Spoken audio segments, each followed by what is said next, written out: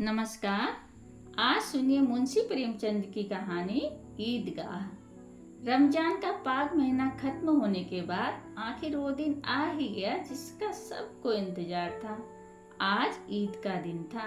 गांव के बड़े बूढ़े बच्चे सब ईदगाह के मेले में जाने की तैयारी में जुटे हैं। ईदगाह का मेला गांव से 3 कोस की दूरी पर लगता है, जहां लोगों को पैदल ही चलकर जाना होता है। और सबसे ज्यादा खुश है हामिद। वह 4-5 साल का गरीब सूरत दुबला पतला लड़का, जिसका बाप गत वर्ष हैजे की भेंट हो गया और माँ न जाने क्यों पीली होते होते एक दिन मर गई। अब हामिद अपनी बूढ़ी दादी अमीना की गोद में सोता है।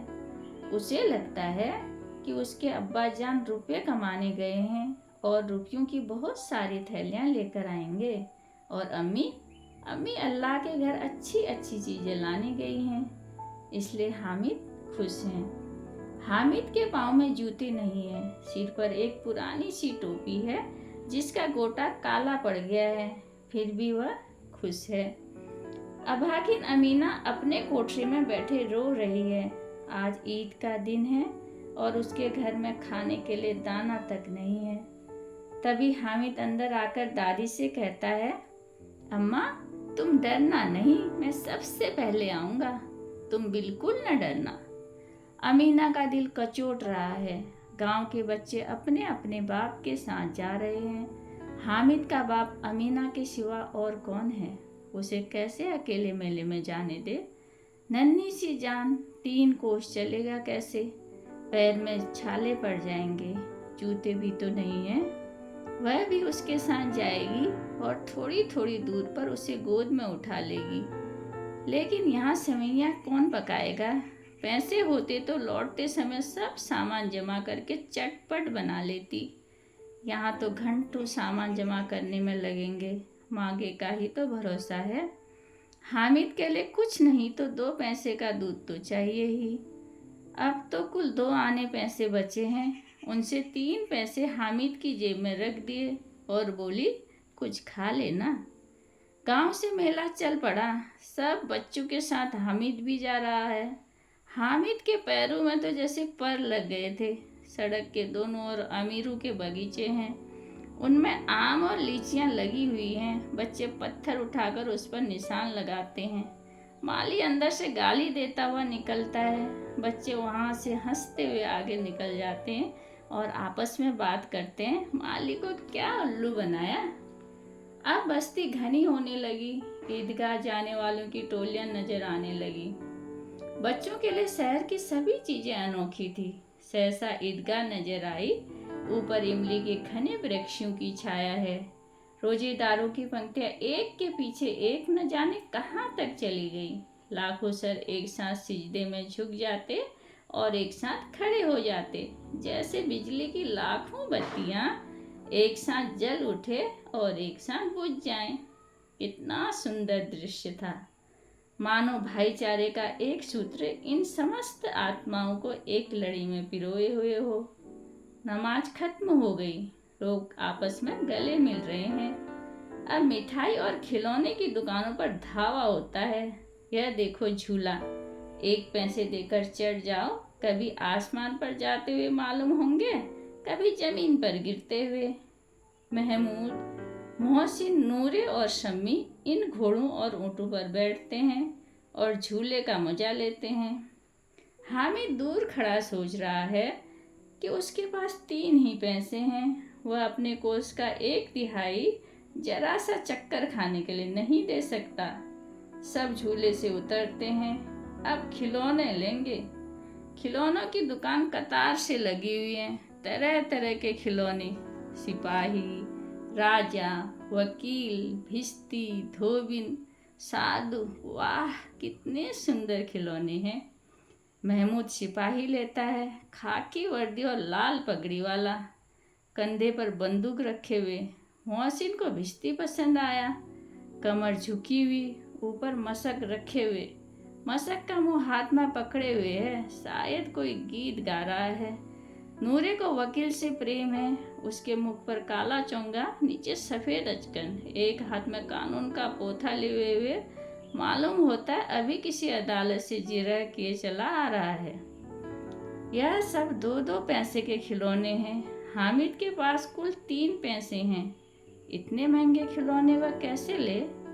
खिलौना कहीं हाथ से छूट पड़े तो चूर चूर हो जाए, जरा पानी पड़े तो सारा रंग धुल जाए। ऐसे खिलौने किस काम के? लेकिन वह ललचाई आंखों से खिलौने को देख रहा है और चाहता है कि जरा देर के लिए उन्हें हाथ में लेकर देखें। उसके हाथ खिलौने की तरफ बढ़ते हैं, लेकिन लड़के इतने त्यागी नहीं हैं, खासकर जब खिलौना बिल्कुल नया हो। हामिद ललचाता रह जाता है। खिलौनों के बाद मिठाइयों की दुकानें आती हैं। किसी ने रेवड़ियाँ ली, किसी ने गुलाब जामुन, किसी ने सोहन हलवा। अभागे हामिद के पास वह 3 पैसे हैं। कैसे वह सब लेकर आता? बस ललचाई आंखों से दूर से ही देखता रहता है। अब मिठाई के बाद कुछ दुकानें लोहे की चीजों की, कुछ गिलट और कुछ नकली गहनों की आई। लड़कों के लिए यहाँ कोई आकर्षण न था। वे सब आगे बढ़ जाते हैं। हामिद लोहे की दुकान पर रुक जाता है। वहाँ कई चिमटे रखे थे। उसे ख्याल आया दादी के पास चिमटा नहीं है। तवे से रोटियां उतारती हैं तो हाथ जल जाता है।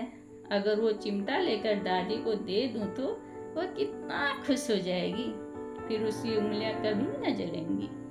ये सोचते वह दुकानदार से पूछता है, ये चिमटा कितने का है? दुकानदार किसी बड़े को उसके सामने देखकर बोलता है, तुम्हारे काम का नहीं है। हामिद फिर पूछता है, बिकाऊ है कि नहीं? दुकानदार, बिकाऊ क्यों नहीं है? नहीं तो यहाँ क्यों लाद लाते? हामिद, तो बताते क्यों नहीं कै पैसे का है? दुकानदार, 6 पैसे लगेंगे। अच्छा, तुम्हारे लिए ठीक ठीक 5 पैसे लगेंगे। लेना हो तो लो, नहीं तो चलते बनो। हामिद ने कलेजा मजबूत करते हुए कहा, 3 पैसे लोगे? यह कहता हुआ आगे बढ़ गया कि कहीं दुकानदार घुड़कियाँ न दे। लेकिन दुकानदार ने घुड़कियाँ न दी। उसे बुलाकर 3 पैसे में चिमटा दे दिया। हामिद ने उसे शान से बंदूक की तरह कंधे में रखा और शान से अपने दोस्तों के पास आया। मोहसिन ने हंसकर कहा, ये चिमटा क्यों लाया पगले? इसका क्या करेगा? हामिद ने चिमटे को जमीन पर पटक कर कहा, जरा अपनी भिश्ती जमीन पर गिरा दो, सारी पसलियाँ चूर चूर हो जाएं बच्चों की। मोहसिन बोला, तो यह चिमटा क्या खिलौना है? हामिद बोला, खिलौना क्यों नहीं है? अभी कंधे पर रखा बंदूक हो गई, हाथ में लिया फकीरों का चिमटा हो गया। चाहूँ तो इससे मंजीरे का काम ले सकता हूँ। एक चिमटा जमा दूँ तो तुम लोगों के सारे खिलौने की जान निकल जाएगी। तुम्हारे खिलौने कितना भी जोर लगाएं, मेरे चिमटे का बाल भी बांका नहीं कर सकते। मेरा बहादुर चिमटा आग में, पानी में, आंधी में, तूफान में बराबर डटा खड़ा रहेगा। चिमटे ने सभी को मोहित कर लिया, पर अब पैसे किसके पास थे? 9 बज गए थे। धूप तेज होने लगी। सभी को घर पहुंचने की जल्दी थी। सब ने इतने पैसे खर्च किए थे, पर कोई काम की चीज न ली थी। अब संधि की शर्तें तय होने लगी। मोहसिन बोला, जरा अपना चिमटा दो हमें भी, हम भी देखें। तुम हमारा भिश्ती लो। महमूद और नूरे ने भी अपने अपने खिलौने पेश किए। हामिद को इन शर्तों को मानने में कोई आपत्ति नहीं थी। चिमटा बारी बारी से सबके हाथ में गया और उनके खिलौने बारी बारी से हामिद के हाथ में आए। हामिद बोला, कितने सुंदर खिलौने हैं। 11 बजे गांव में हलचल मच गई। मेले वाले आ गए। मोहसिन की छोटी बहन दौड़कर भिश्ती अपने हाथ में लेकर खुशी से उछली तो मियाँ भिश्ती नीचे आ गिरे और स्वर्गलोक सिधार गए। नूरे वकील को बांस के पंखे से हवा करने लगे। मालूम नहीं पंखे की हवा से या पंखे की चोट से वकील साहब स्वर्गलोक से मृत्युलोक में आ गए और उनका माटी का चोला माटी में मिल गया। अब रहा महमूद का सिपाही। महमूद को ठोकर लग जाती है और मियाँ सिपाही बंदूक लिए नीचे जमीन में गिर जाते हैं और उनकी एक टांग टूट जाती है। उधर अमीना हमीद की आवाज़ सुनकर दौड़ी दौड़ी उसे गोद में उठाकर प्यार करने लगी। सहसा उसके हाथ में चिमटा देखकर वह चौंकी। ये चिमटा कहाँ से लाया? हामिद। मैंने मोल लिया है। अमीना। कै पैसे का? हामिद। 3 पैसे दिए। अमीना ने छाती पीट ली और गुस्से से बोली, ये कैसा बेसमझ लड़का है? दोपहर हुआ, कुछ खाया न पिया, लाया क्या चिमटा? सारे मेले में तुझे और कोई चीज न मिली जो यह लोहे का चिमटा उठा लाया? हामिद ने अपराधी भाव से कहा, तुम्हारी उंगलियां तवे से जल जाती थी ना, इसलिए मैंने इसे लिया। गुड़िया का क्रोध तुरंत स्नेह में बदल गया। बच्चे में कितना त्याग, कितना सद्भाव और कितना विवेक है। दूसरों को मिठाई खाते और खिलौना लेते देख इसका मन कितना ललचाया होगा। वहाँ भी से अपनी बुढ़िया दादी की याद बनी रही। अमीना का मन गद हो गया। वह रोने लगी। दामन फैलाकर हामिद को दुआएं दिए जाती थी और आंसू की बड़ी बड़ी बूंदें गिराती जाती थी। हामिद इनका रहस्य क्या समझता, बस दादी की आंखों से गिरते हुए आंसुओं को देखे जा रहा था। धन्यवाद।